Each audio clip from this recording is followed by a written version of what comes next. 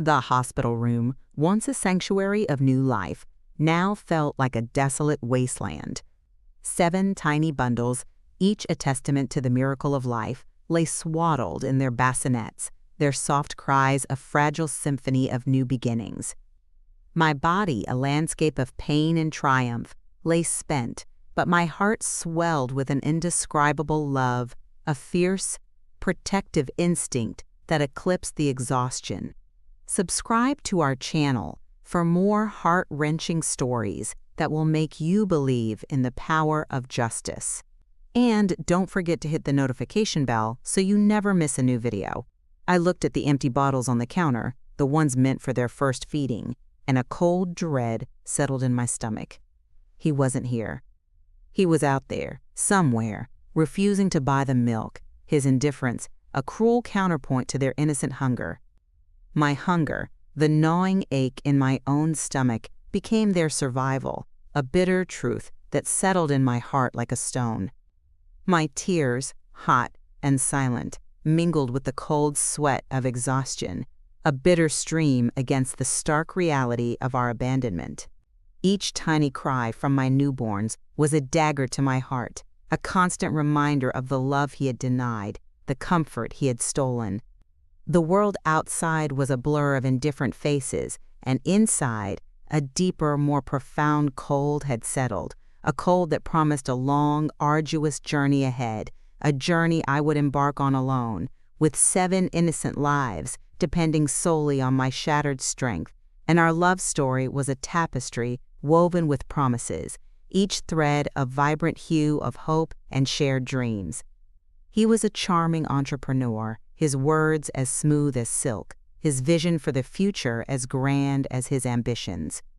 I was a quiet, unassuming teacher, drawn to his boundless energy, his infectious optimism, his promise of a life filled with adventure and prosperity. He spoke of building an empire, of a family that would be a testament to our combined intellect and influence, a legacy that would shape the world. He envisioned a large family, a vibrant household, filled with the energy of many children, each one a future leader, a beacon of our shared ideals. We married in a whirlwind romance, our vows exchanged under a canopy of stars, each one a silent witness to the promises we made. He spoke of providing for us, of ensuring our comfort, of a life free from want. I believed him. Every word. He was my partner, my confidant, the man who promised to stand by me, through thick and thin, through every business venture and every personal triumph. And when we discovered I was pregnant, not with 1, but with 7, his initial shock quickly turned to a calculated assessment of the financial implications. He spoke of the investment, of the return it would bring, of the potential for future gains. I dismissed it as his entrepreneurial temperament, his unique way of processing overwhelming news. I thought his ambition would embrace the chaos of a large family, that his love for prosperity would extend to the lives we were creating. I was wrong. It was a distraction, and I was merely a part of his ever-changing landscape. NNBUT. Even then, in the midst of our shared euphoria, a subtle shift began, a barely perceptible tremor in the foundation of our grand design. His initial elation slowly began to curdle into a quiet anxiety, a simmering resentment that I initially dismissed as the natural fear of impending fatherhood. He became increasingly preoccupied with the logistics, the financial implications, the sheer scale of raising 7 children. His entrepreneurial mind, accustomed to profit and loss, seemed overwhelmed by the beautiful chaos that was about to descend upon us. He spent more and more time in his office, surrounded by spreadsheets and financial projections, the light burning late into the night. Our once intimate dinners became strained, punctuated by his distracted silences and my desperate attempts to rekindle the spark that seemed to be dimming. He started taking more business trips, his excuses becoming increasingly vague, his phone calls less frequent. When he was home, his touch, once so comforting and passionate, became perfunctory, almost clinical. I tried to talk to him, to bridge the growing chasm between us. to remind him of the dreams we had shared, of the love that had brought us to this miraculous point. But he would simply nod, offer a non-committal grunt, and retreat further into himself, his eyes distant, his thoughts miles away. The nursery, once a vibrant space filled with our shared hopes, began to feel cold and empty, despite the 7 meticulously arranged cribs. The whispers of doubt, once easily dismissed, grew louder, a discordant note in the symphony of my burgeoning motherhood. I told myself it was stress, the immense pressure of providing for such a large family. I clung to the image of the man who had held me, tears in his eyes, promising our football team. But the man who stood before me now was a stranger, his heart a fortress I could no longer penetrate.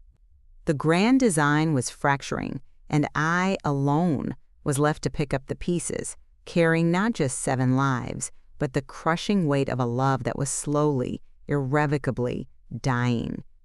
Ananes. The pregnancy progressed. His initial financial calculation began to morph into something colder, more detached, a chilling transformation that left me feeling increasingly isolated. He meticulously charted my public appearances, the media coverage, the potential impact on his company's stock, but the warmth, the emotional connection, began to fade, replaced by a clinical detachment that sent shivers down my spine. He spoke of the logistical challenges, the financial strain, the disruption to his career, his voice devoid of any genuine concern for the lives we were creating. I tried to remind him of the miracle, of the joy that awaited us, but his mind seemed to be miles away, lost in the calculations of a merger I couldn't comprehend. He stopped touching my belly, stopped listening to their tiny heartbeats, his once eager hands now recoiling from the very idea of connection. The nursery, once a canvas for our shared dreams, became a sterile room filled with meticulously organized cribs and medical equipment, a cold, impersonal space that mirrored the growing distance between us. He was preparing for their arrival, but not as a father. He was preparing as a CEO, observing a phenomenon, a complex public relations exercise that had, in his eyes, become an inconvenient variable in his carefully constructed life. The whispers of doubt, once easily dismissed, grew louder, a discordant note in the symphony of my burgeoning motherhood. I told myself it was stress, the immense pressure of providing for such a large family. I clung to the image of the man who had held me, tears in his eyes, promising our football team. But the man who stood before me now was a stranger, his heart a fortress I could no longer penetrate. The grand design was fracturing, and I, alone, was left to pick up the pieces, carrying not just 7 lives, but the crushing weight of a love that was slowly, irrevocably dying. Then came the day I overheard his conversation with his chief financial officer. Not about market strategy, but about cost-benefit analysis, about mitigating the impact of the unforeseen liability of 7 children. He spoke of return on investment, of resource allocation, of the need to streamline operations. The truth, a bitter, icy wave, washed over me. He wasn't just distant. He was actively disengaged, building a life separate from mine, from ours, a life where our children were merely a corporate liability, a potential stain on his carefully crafted image. The man I had married, the man who had promised forever, was a stranger, his true self unveiled in the cruel light of his cold, calculated indifference. The grand design of our love story had not just fractured, it had imploded, leaving behind a wasteland of broken promises and shattered dreams. And in that moment, as the contractions grew stronger, I knew that the man I had married was gone, replaced by a stranger, a man capable of a cruelty that would forever haunt my soul. The crushing blow was not just the infidelity, but the cold, calculated indifference with which he delivered it, a final, devastating act of emotional violence that left me utterly, irrevocably alone. End section 3. The birth of indifference and the unspeakable Acton NTHE delivery room became a crucible, a place where life and betrayal collided with brutal force. The labor was long and arduous, a marathon of pain that pushed my body to its absolute limits. Each contraction was a wave of fire, each push a desperate plea for release. But through the haze of agony, I held on to the thought of my babies, my 7 tiny miracles. Their imminent arrival, the only beacon of hope in the darkness that had consumed my world. The medical team, a blur of masked faces and hushed voices, worked with practiced efficiency, their focus unwavering, and then they began to arrive. One by one, each a perfect, miniature being, their first cries a fragile symphony of life that filled the sterile room. The sound was overwhelming, a chorus of new beginnings that should have been met with joyous celebration. I counted them, my heart swelling with an indescribable love, a fierce, protective instinct that eclipsed the pain of childbirth and the crushing weight of his betrayal. 7 babies, each one a unique masterpiece, a tiny reflection of the hope I still clung to. I held the first one, then the second, then the third, each moment a precious gift, a testament to the power of creation. And in BUT, my joy was short-lived, tainted by the chilling reality of his absence, or rather, his profound indifference. He was not there. He was not by my side, holding my hand, whispering words of encouragement. He was not witnessing the miracle of our children's birth. He was out there, somewhere, refusing to buy them milk, his laughter echoing in some distant boardroom, oblivious to the profound moment that had just unfolded. My tears, hot and silent, mingled with the cold sweat of exhaustion, a bitter stream against the stark reality of our abandonment. Each tiny cry from my newborns was a dagger to my heart, a constant reminder of the love he had denied, the comfort he had stolen. The nurses, accustomed to the joyous chaos of multiple births, exchanged uneasy glances, their pity a palpable thing that stung more than any accusation. They gently placed the babies in their bassinets, one by one, a line of innocent faces waiting for a father's touch that would never come.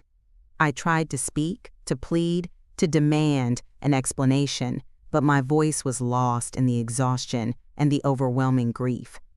He remained a ghost, a cold, unmoving presence in the room, his corporate mind seemingly incapable of processing the emotional magnitude of the moment. He saw them as data points, as a complex public relations exercise, not as his children. He had calculated the probabilities, the risks, the burdens, and in his cold, logical assessment, he had deemed them an unacceptable variable in his carefully constructed life. His detachment was absolute, a wall of ice that no warmth could penetrate. The silence of his neglect was deafening, a stark contrast to the vibrant symphony of life that surrounded me. And in that profound, aching void, I knew with a certainty that pierced my soul that my journey had just begun, a journey I would embark on alone, with 7 innocent lives depending solely on my shattered strength, their cries a silent accusation against the man who slept peacefully, oblivious to the world he had just shattered. And then, the nurse, her face etched with a mixture of confusion and pity, approached me. He said he wouldn't be buying any milk for them, she stammered, her voice barely a whisper. He said they were my responsibility now. The words hung in the sterile air, a sentence of a lifetime of heartbreak, a cruel echo of the betrayal I had already experienced. My breath hitched in my throat, a gasp of disbelief and agony. I looked at my babies, their tiny faces a mixture of innocence and vulnerability, their chests rising and falling in perfect rhythm. How could he? How could a man, a father, refuse to provide for his own children for their most basic need? My hunger, the gnawing ache in my own stomach, became their survival, a bitter truth that settled in my heart like a stone. The nurses screamed, a flurry of shocked faces and desperate movements, but they were too late. The damage was done. My body, a vessel that had just brought 7 lives into the world, was now a broken mess, a testament to his monstrous cruelty. And in that profound, agonizing moment, I knew that my journey had just begun, a journey I would embark on alone, with 7 innocent lives depending solely on my shattered strength, their cries a silent accusation against the man who had just condemned them to oblivion. In Section 4, the unthinkable choice and the unbreakable bond of motherhood and The doctor, a kind woman with a gentle voice, approached my bed, her face etched with a mixture of concern and sorrow. "He wants you to choose," she said, her words barely a whisper, yet they landed like a hammer blow. "He says he can't raise 7 children. He wants you to give them up for adoption." The words hung in the sterile air, a sentence of a lifetime of heartbreak, a cruel echo of the betrayal I had already experienced. My breath hitched in my throat, a gasp of disbelief and agony. I looked at my babies, their tiny faces a mixture of innocence and vulnerability, their chests rising and falling in perfect rhythm. How could I choose? How could I give up a single one of them? They were a part of me, a part of him, a part of the grand design we had once envisioned. I looked at him then, my eyes pleading with him to understand, to see the love I had for our children, the love I still, foolishly, harbored for him. But his face was a mask of cold indifference, his eyes devoid of any emotion, his posture rigid and unyielding. "It's them or me," he said, his voice flat, devoid of any warmth, any humanity. The ultimatum was a cruel twist of the knife, a final act of betrayal that shattered my heart into a million pieces. It was a choice he had already made, a choice that revealed the true depths of his selfishness and his utter lack of compassion. He had chosen his comfortable, unburdened life over the lives of his own children, over the woman who had carried them, over the love we had once shared. The grand design had not just fractured, it had imploded, leaving behind a wasteland of broken promises and shattered dreams. And in that moment, as the contractions grew stronger, I knew that the man I had married was gone, replaced by a stranger, a man capable of a cruelty that would forever haunt my soul. The crushing blow was not just the infidelity, but the cold, calculated indifference with which he delivered it, a final, devastating act of emotional violence that left me utterly, irrevocably alone. In that same moment, a fierce, unyielding resolve ignited within me, a fire born from the ashes of my shattered dreams. I would not let him dictate my future or the future of my children. I would not let his abandonment define our lives. I would not let his fear and selfishness cast a shadow over their innocent existence. I looked at my babies again, their tiny hands curling around my fingers, their soft cries, a reminder of the profound responsibility and boundless love that now filled my heart. They were my world, my everything. I couldn't give them up. I wouldn't. I would raise them on my own, with or without him. I would be their mother and their father, their protector and their provider. I would give them a life filled with love and laughter, a life they deserved, a life free from the cold indifference of a man who saw them as a burden. I told him my decision the next morning, my voice steady and strong, imbued with a newfound strength born of desperation and fierce maternal love. He didn't say a word. He just turned and walked out of the room, out of the hospital, out of our lives. He never looked back. He never saw the tears streaming down my face, the tears of a woman who had lost everything and gained everything in the same breath.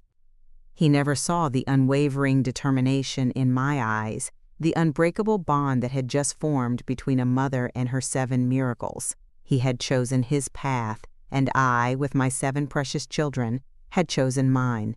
And in that choice, a new, stronger foundation was laid, built not on grand designs or whispered promises, but on the unyielding power of a mother's love.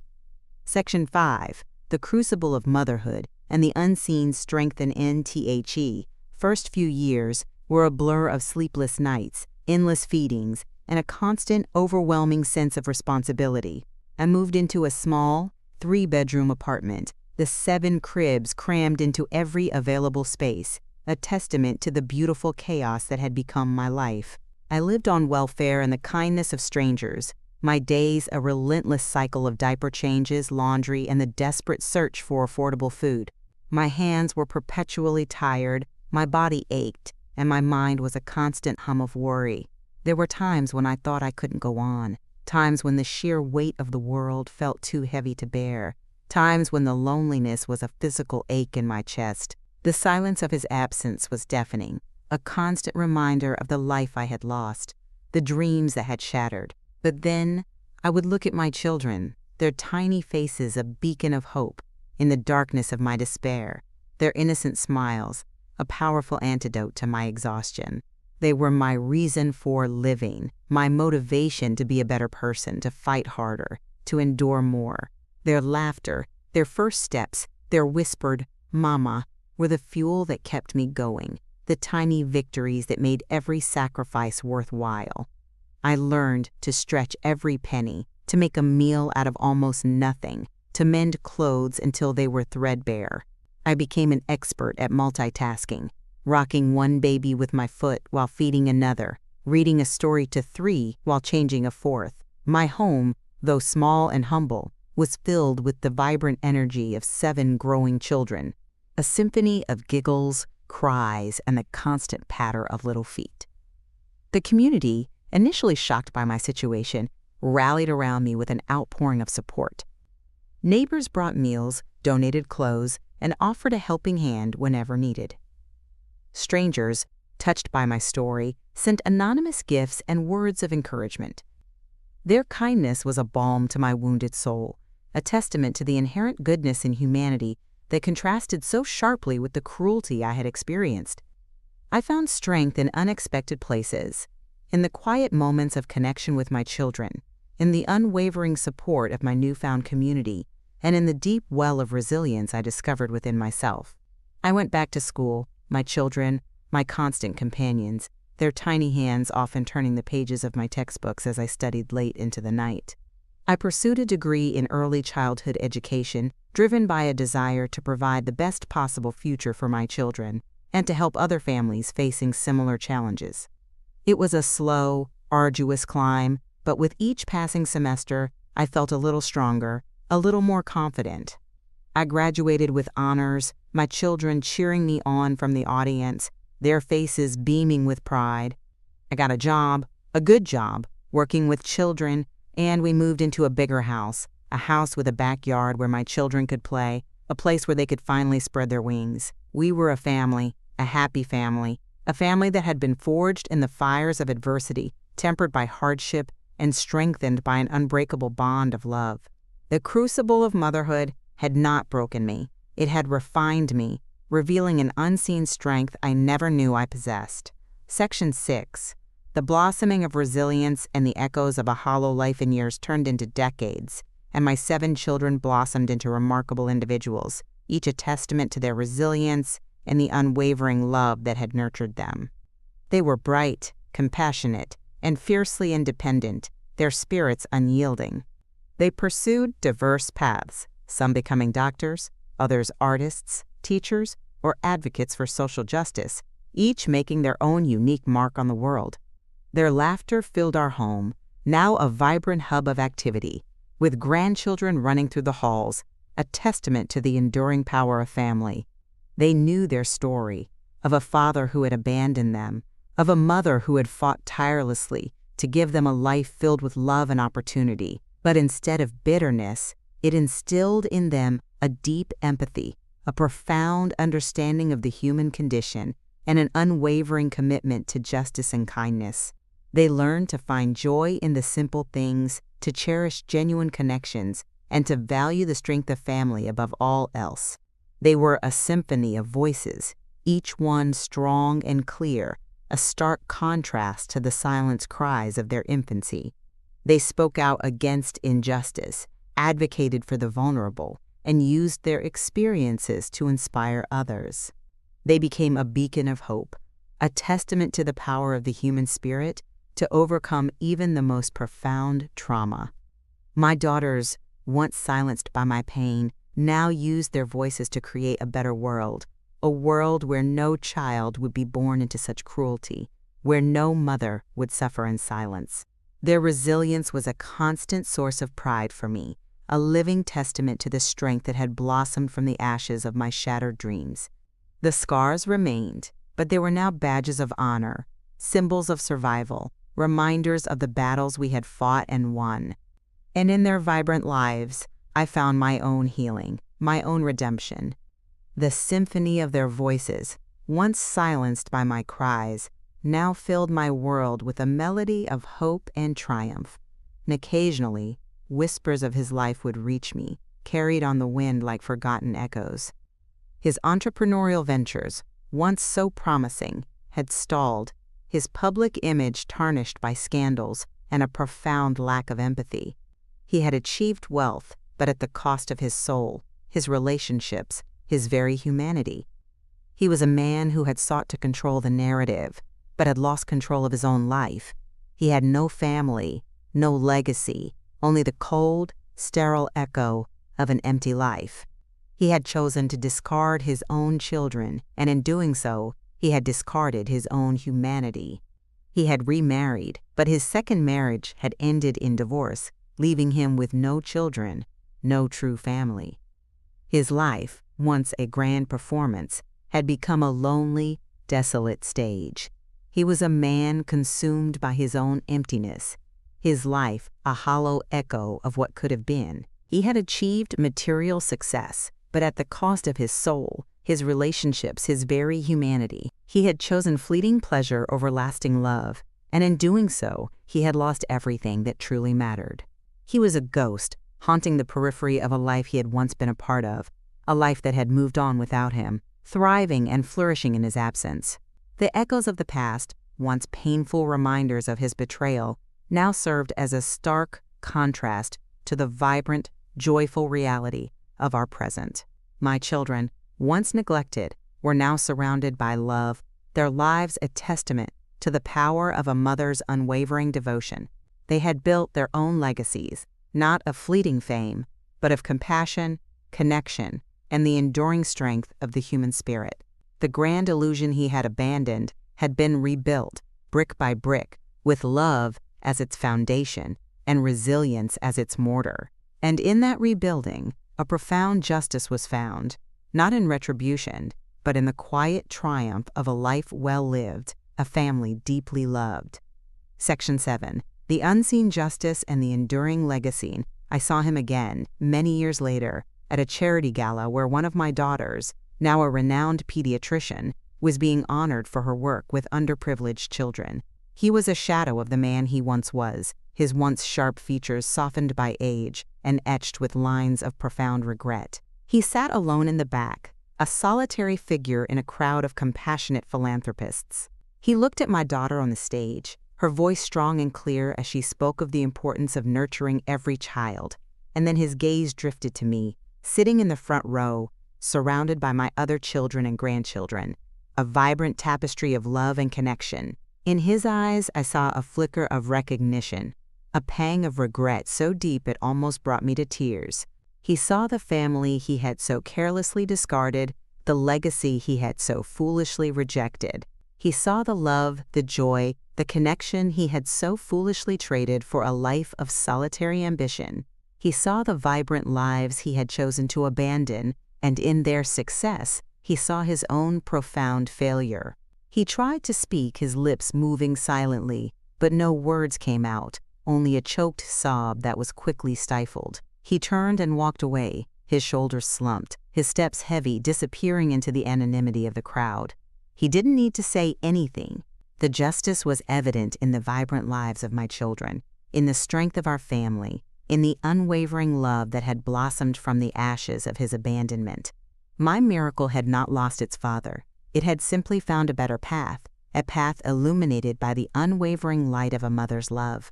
Justice, I realized then, was not always about retribution, about seeing him suffer.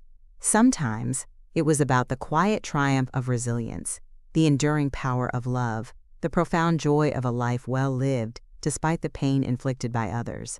He had refused to buy them milk, but he had failed to starve my spirit. My hunger, once their survival, had become the fertile ground from which a new, stronger family had blossomed, their lives a vibrant testament to the true legacy of a mother's unwavering love.